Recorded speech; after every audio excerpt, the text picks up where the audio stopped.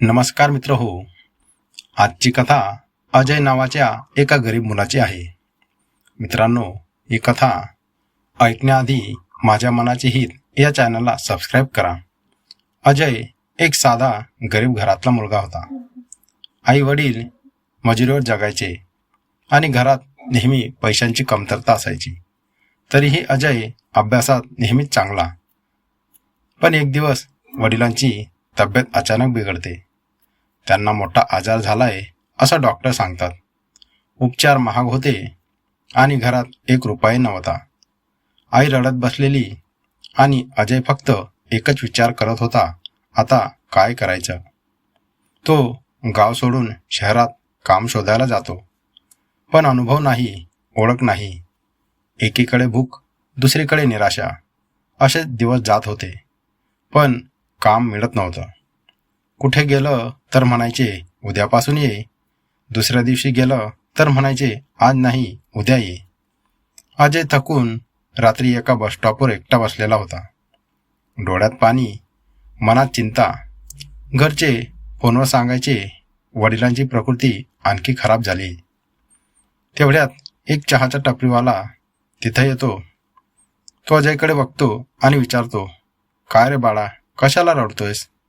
अजय सगळा किस्सा त्याला सांगतो. टपरीवाला शांतपणे म्हणतो, काम नाही मिळत म्हणून बसून राहणार का. उद्या सकाळपासून माझ्याकडे ये. झाडू पोछा कर, धुणी भांडी कर. तुला मी सगळं काही शिकवतो, चालेल ना. अजय लगेच होकार देतो आणि दुसऱ्या दिवसापासून अजय त्या टपरीवर दिवस रात्र काम करू लागतो. सकाळी 6ला टपरी उघडायची. ग्राहकांना चहा, धुणी भांडी, काही काम असलं की ते करतो असं बोलायचा.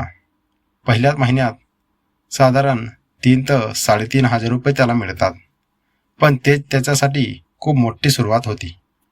तो पैसे घरी पाठवतो, वडिलांसाठी औषधे घेतो आणि घरच्यांचे अश्रू पुसतो. हळूहळू टपरीवर ग्राहक वाढू लागतात. कारण अजय खूप नम्र, मेहनती आणि सरळ होता. एक दिवस टपरीवाला काका त्याला म्हणतात, अजय तुझ्यात दम आहे, पण कायम माझ्यासाठीच काम करणार का. स्वतःचं काहीतरी कर. अजय घाबरून म्हणतो, मला तर काहीच येत नाही काका. काका हसून म्हणतात, येतं ते पुरेसं आहे. शिकशील तू, जिद्द आहे ना तुझ्यात. आणि अजय कर्ज काढतो आणि एक छोटी चहाची टपरी उभी करतो. पहिल्या दिवशी फक्त 8-10 ग्राहक होते. दुसऱ्या दिवशी तेच ग्राहक 25-30 होतात आणि चौथ्या दिवशी त्याच्या दुकानावर 40 ते 50 लोकांची गर्दी होते. त्याच्या हाताला चव होती आणि त्याचं बोलणंही खूप प्रेमळ होतं. लोकांना ते खूपच आवडायचं. त्याचे दिवसेंदिवस ग्राहक वाढू लागले आणि 3 वर्षांनी त्या छोट्याशा गाडीचं रूपांतर अजयचं स्पेशल टी नावाच्या मोठ्या दुकानात होतं. 5-6 कर्मचारी, स्वच्छ दुकान, रोज शेकडो ग्राहक. वडिलांना योग्य उपचार मिळत होते. आईला शांत आयुष्य. आणि अजय अजूनही नम्रपणे म्हणतो, मी काही मोठा नाही. पण त्याने हारही मानली नाही, म्हणून तो आज इथे आहे. ही कथा आपल्याला एकच शिकवण देते.